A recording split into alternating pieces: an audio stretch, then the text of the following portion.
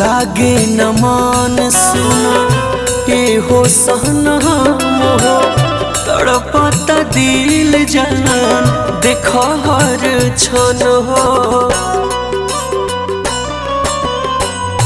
लागे न मान सुना ए हो सहना मोहो तड़पता दिल जान देखो हर क्षण हो। जिनकी जियाले अब कठिन हो गए रे पगली तोहके देखला कतन दिन हो गए रे पगली तोहके देखला कतन दिन हो गए।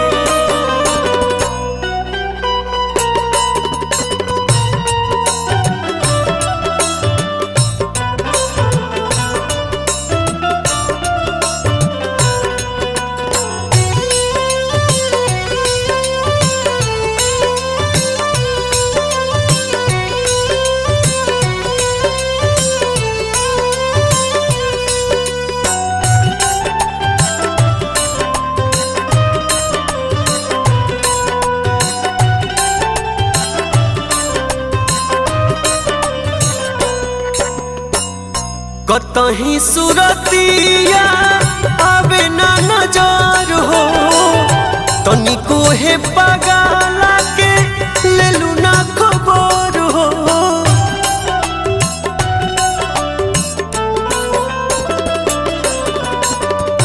कतही सुरतिया आवे ना नजर हो तनिको हे पगला के लेलू ना खबर हो।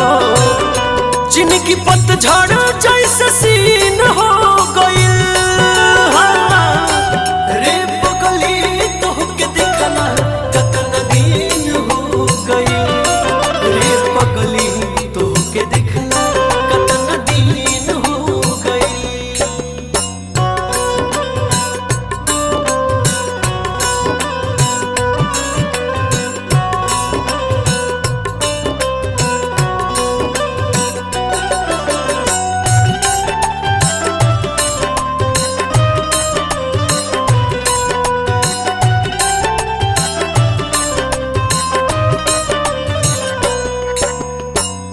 दिनवा तो कटी जाता कटे नहीं रात हो दिलवा के बुझत नहीं खू तू तो जज्बात हो।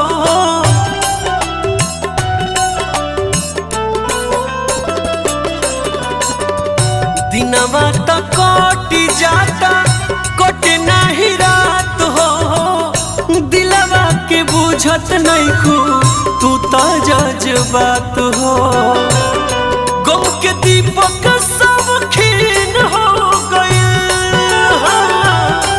रे पगली तोहके देखला कतन दिन हो गए रे पगली तोहके देखला कतन दिन हो गए।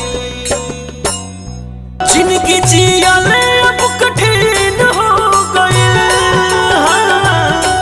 रे पगली तोहके देखला